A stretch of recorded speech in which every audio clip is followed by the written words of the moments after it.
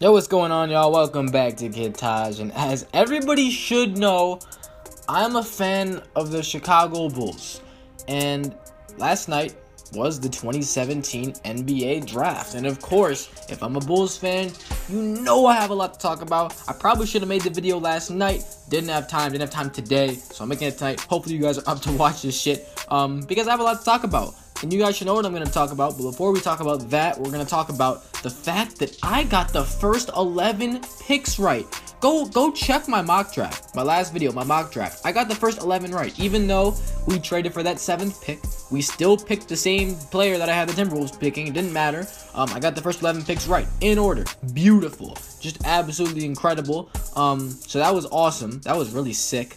But now that we have that out of the way, we're going to talk about the trade. So, as everybody should know, if you're watching this video, you're an avid, well, maybe you're a casual basketball fan, probably not, but you're probably pretty into basketball in the NBA. And you're probably not just learning about this. That Jimmy Butler, Chicago Bulls superstar guard / forward, wing player, whatever you want to call him, was traded last night for Chris Dunn, Zach LaVine, and the number 7 pick, which would become Lauri Markkanen. And we also traded away the number 16 pick to Minnesota.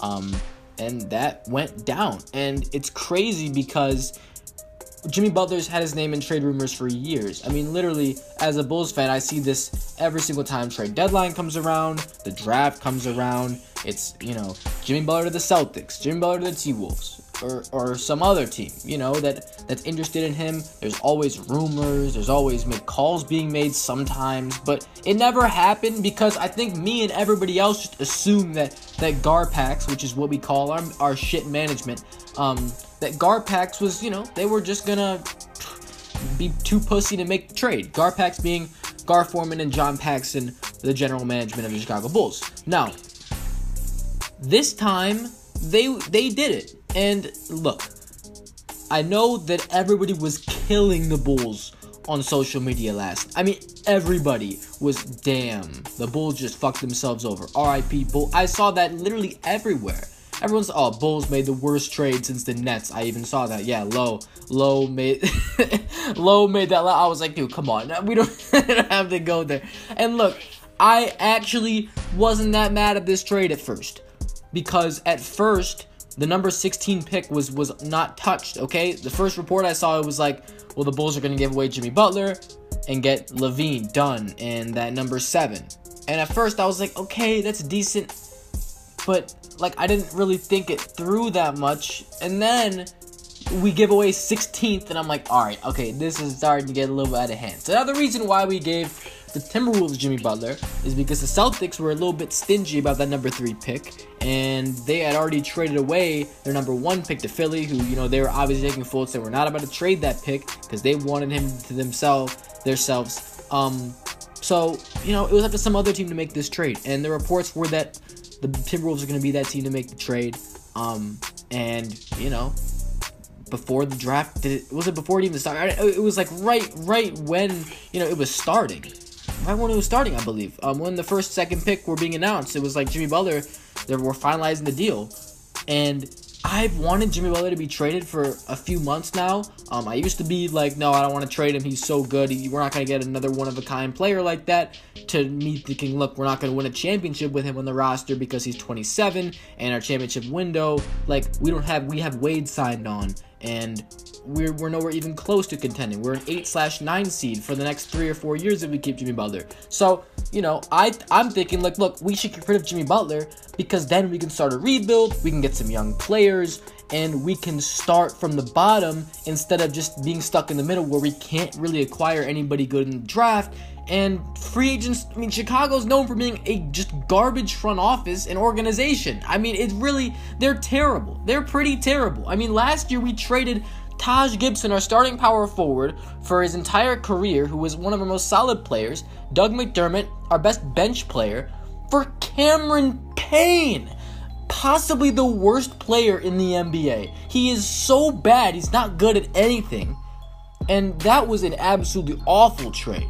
Now, when it comes to this, yes, I did want Jimmy Butler gone. I think that it's just a better idea if we get some young pieces in here and a high pick or 2.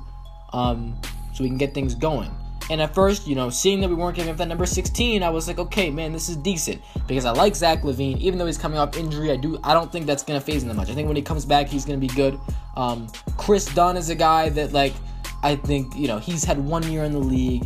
Give him some time. He's got potential. He's got athleticism. He's versatile. He's got a really nice wingspan, so that helps his defense. And he's supposed to be a decent playmaker. He's got a lot of upside, despite, having a tough first year. We all know he really struggled in his first year, but he's in a new system now. And then we pick up Lauri Markkanen, who, look, I wasn't that psyched about the Lauri Markkanen draft pick. We could have picked Dennis Smith Jr., but the amount of point guards we have on our roster, we have 6 point guards now. We have Rajon Rondo, who he's a team option this offseason, so he might not be returning. Isaiah Cannon, I don't know if he's a free agent, but he might not be, so I'm including him. We have Cameron Payne, Michael Carter-Williams, Jerian Grant, and now Chris Dunn. We have all 6 of those guys. So it's a big problem. We didn't want to draft him. We didn't want to draft Dennis Smith Jr. We could have went with Malik Monk, but we're just trading for Zach LaVine. And we already have Dwayne Wade on the roster. So it's we need a front court player. Which is why Jonathan Isaac, who got picked 6th overall, would have been actually perfect. Because I like Jonathan Isaac's upside. I think he's good. He's got, really good athletic tools. He's 6'11". He can play the 3, the 4, or the 5. So I think he's really valuable, but he's taken. So now it's what are you going to do? You can go Lauri Markkanen or Zach Collins, which would be, I think, that would be a total reach to pick Zach Collins. So Lauri Markkanen it is. And, he's a stretch big, okay? And he's got potential because he's, he can hit shots from 3, mid-range. He can score from pretty much anywhere. He's a pretty good face-up playmaker. I don't know. I just think it's really tough for me to... He hasn't even played a game yet. And he's one of those guys where he could be a bust or he could be good. But, we're not going to know yet. So... The Timberwolves, did they win this trade? Oh, fuck yes, they won this trade. Because the Timberwolves gave up LaVine, who was their 3rd guy. And he wasn't probably not going to be a lot better than that. Even though, it's hard. I sometimes lean toward him over Andrew Wiggins. I'm not very high on Andrew Wiggins at all. But I understand that Andrew Wiggins, the Timberwolves are more excited about Andrew Wiggins. And they were definitely viewing him as the 2nd guy. So Zach LaVine was the bona fide 3rd guy. It didn't matter what happened because Karl-Anthony Towns was going to be the 1st guy. And they were really committed towards Andrew Wiggins. They were both number 1 picks in Rookie of the Year. And both of those guys have more potential probably. So Zach LaVine's the odd man out. And he just got injured. Chris Dunn did absolutely nothing in his rookie year. So they don't really have a reason to believe in him. And that number 7 pick, it's worth Jimmy Butler. They bring in a legit superstar player that can help boost them to the NBA playoffs and help start their, ascendance to contention, which is genius for them. And Tom Thibodeau reuniting with Jimmy Butler, the guy who he developed into the star he is today. And so the Timberwolves, they absolutely killed it in this trade. People are talking about the Bulls made this the worst move ever. No, it isn't the worst move ever. I don't think this was the worst trade the Bulls could have made. It definitely wasn't the best. If you give up Jimmy Butler, you're probably gonna lose the trade in a lot of people's eyes because you're giving up the superstar. And people like to say whoever gets the best player in the trade wins. Jimmy Butler, obviously the best player in the trade. But I think it's 2 teams going for two different things. One team's trying to get better, one team's trying to get worse. And we got worse. That was the whole point. We didn't want to get better with this trade because we wanted to rebuild. Rebuilding starts with getting rid of Jimmy Butler. And it sucks we had to. But literally, Jimmy Butler is the only reason why we won 41 games. He wasn't on the team who would have won 20 last year. We would be a total lottery team anyway without him. And he was that good, okay? Don't be in the comments oh, they had D-Wade and Ron. No, you didn't watch if you watch the games, this guy single-handedly carried this team basically every single night. And when he came off the court, the team was trash. I don't care who was on the court, trash. So if we have him on our roster and playing minutes, our team's literally going to win minimum 38, 37 games no matter who's on the team. Because he's on the team. Basically, okay, maybe not. Maybe we'll win. But, the point is with me saying this is that if you have Jimmy Butler on the team, there's a minimum, okay? There's no minimum now, okay? We can lose as many games as we want. And we're not necessarily trying to win games now. We're trying to rebuild and, get these young players developed into something.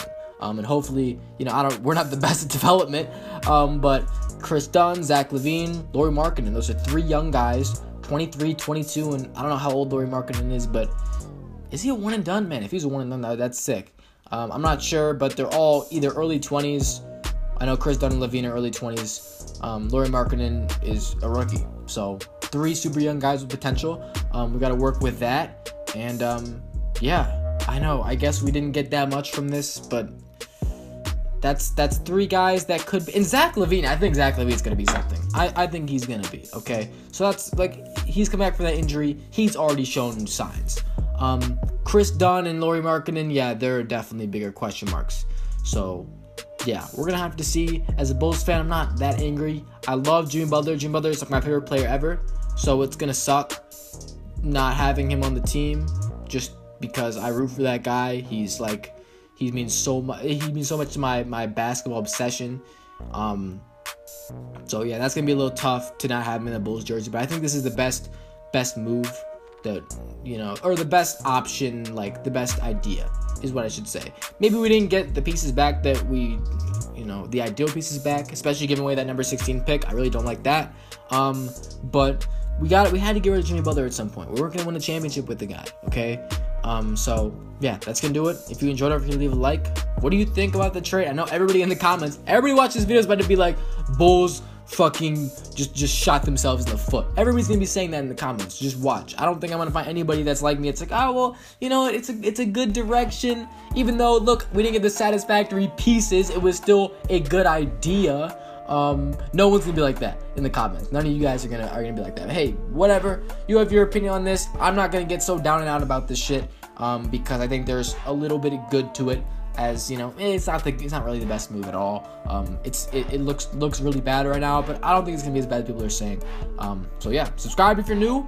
Follow me on Twitter for basketball updates 24/7 or anything. Just follow me, whatever. And yeah, I'm out. Thanks for watching, y'all. Peace.